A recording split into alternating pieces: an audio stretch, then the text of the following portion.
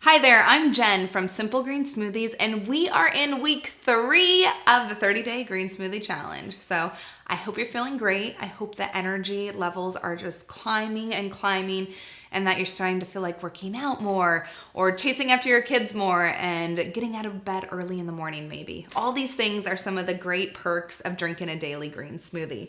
So cheers to that. All right. Make sure to print out your week 3 shopping list, which is free if you sign up for our 30-day green smoothie challenge. And I want to talk about some of the ingredients that we're going to be using this week just to help you out, give you some tips along the way, and just really make week 3 awesome. So the first thing we need to go over is we're not swapping, but we're adding in kale this week. So you've been blending with spinach, which makes every smoothie super mild, super delicious. Kale is the next step up. So when you add kale to a smoothie, it does change the taste a little bit, but we're gonna show you how to make it not overpower it, not make it disgusting, because you can have a kale-licious green smoothie with these 3 tips.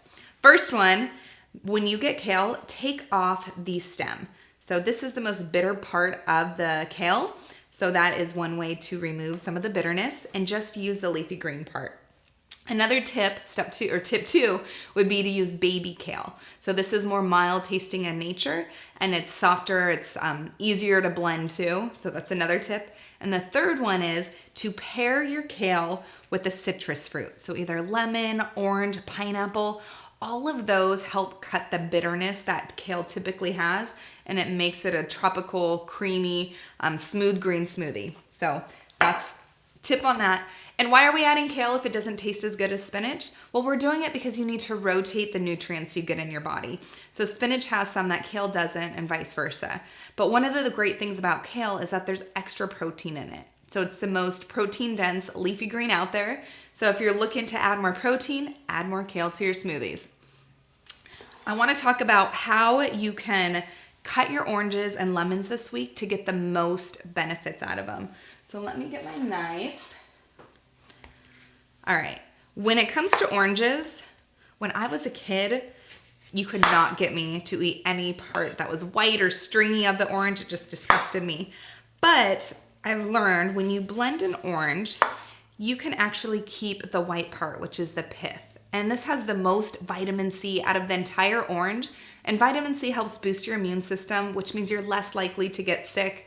The next cold or flu that comes around, your body's gonna be stronger and able to combat it and help you not get it. Or if you do get sick, you'll be able to get over it quicker. So keep that pith on your oranges.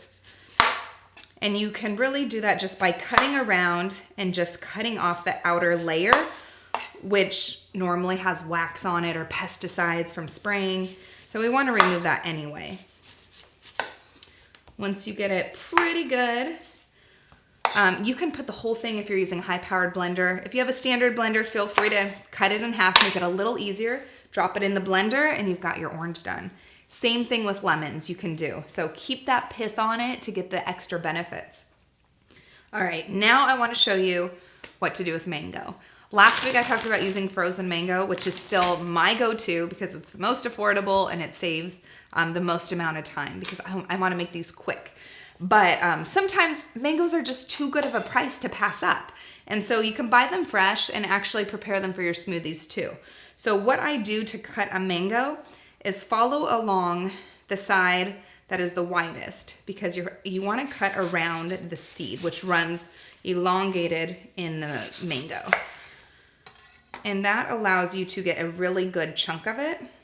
And then what I do is I take a glass that has a pretty smooth edge and I just push along it. I don't know if you can see that. I'll use this hand. And I kind of shape it around the edge. Well, that one kind of messed up a little bit. So I'll show you what you can do is you can take the other side and just get that peel to come off. I don't know if that one didn't work too well. Okay. But then you have a big chunk of mango flesh. You can chop this up, you can freeze it, or you can just put it in fresh in your smoothie. I like to use frozen fruit most because it also keeps the smoothie cold.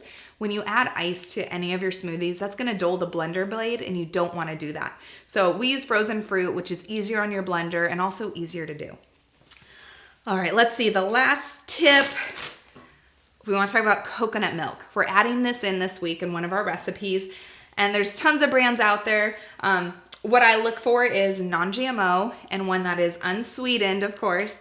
And I also look for the full fat versions. And I do that because then I'm getting the maximum benefits. I need more healthy fats in my diet, which helps keep my appetite under control. So if you're feeling hungry after a smoothie, try adding in some more healthy fats. What you can also do with this is dilute it. So this is pure full fat coconut milk. Feel free to use just maybe even half of a cup and then half a cup of water if you want to cut down on your calorie count and fat. And you can use that in your smoothies, or you can do the whole thing like I do. Just whatever you want to do, you kind of work it. But the key is to make sure it's unsweetened because you don't need any of those added sugars. We've got them all right here in the best way possible. All right, make sure that you are reviewing these recipes each week. Let us know your favorite.